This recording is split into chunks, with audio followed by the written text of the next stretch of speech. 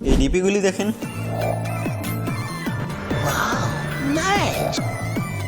তাছাড়া এই ধরনের ডিপিগুলি বর্তমানে ট্রেন্ডিংয়ে রয়েছে।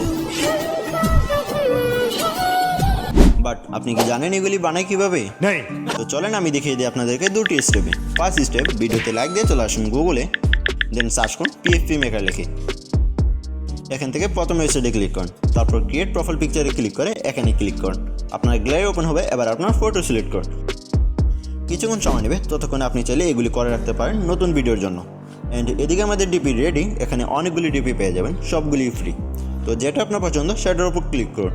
এখানে ডাউনলোডে ক্লিক করে ডাউনলোডে কিনে ক্লিক করুন। তো আমাদের ফার্স্ট স্টেপ কমপ্লিট। এবার আমরা চলে যাবো সেকেন্ড স্টেপে। এর জন্য চলে আসুন প্লে স্টোর বা অ্যাপ স্টোরে, দেন সার্চ করুন পিক্সেল ল্যাব লিখে। এখান থেকে এই অ্যাপটা ইনস্টল করুন। ইনস্টল হওয়ার পর ওপেনে ক্লিক করুন। ওপর প্লাস এখানে ক্লিক করে ফ্রম গ্যালারিতে ক্লিক করুন। নিচে মিডিয়া পিকারে ক্লিক করুন, গ্যালারি ওপেন হবে। এবার আমরা প্রথম স্টেপে যে ডিপিটা তৈরি করেছি সেটা এখানে সিলেক্ট করে নিচে ডানে ক্লিক করে, তারপর এখানে লং প্রেস করে টেনে একটু বড় করে ফেলেন। নিচে মিডিয়ালে ক্লিক করে একটু ডান দিকে চলে আসুন। এখানে রিলেটিভ পজিশন নামে একটা অপশন দেখতে পাবেন, এটাতে ক্লিক করে মাঝখানে দুটোটাতে একবার ক্লিক করুন। তারপর এখানে ডানে ক্লিক করে ওপর লেয়ার আইকনে ক্লিক করেন। এখানে লক আইকনে ক্লিক করে আবারও লেয়ার আইকনে ক্লিক করেন। এবার এখানে এতে ক্লিক করুন। টেক্সটে ক্লিক করে এডিটে ক্লিক করুন। এবার আপনার নাম লিখে ফেলুন, তারপর ওকেতে ক্লিক করুন। এবার একটু ডান দিকে চলে আসুন। এখানে ফন্ট নামে একটা অপশন দেখতে পাবেন, এটাতে ক্লিক করেন। তারপর স্ক্রল করে একটু নিচের দিকে চলে আসুন। এখান থেকে এই ফন্টটা সিলেক্ট করে ওকেতে ক্লিক করেন। তারপর একটু বাঁ দিকে চলে আসুন। এখানে সাইজে ক্লিক করে সাইজটা বাড়িয়ে নামটা এইভাবে অ্যাডজাস্ট করে ডানে ক্লিক করুন।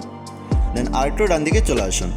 এখানে কালারে ক্লিক করুন। সিলেকশনে এসে শুধু প্রথম ওয়ার্ডটা সিলেক্ট করে এখান থেকে আপনার পছন্দের কালারটা অ্যাপ্লাই করে ডান করেন।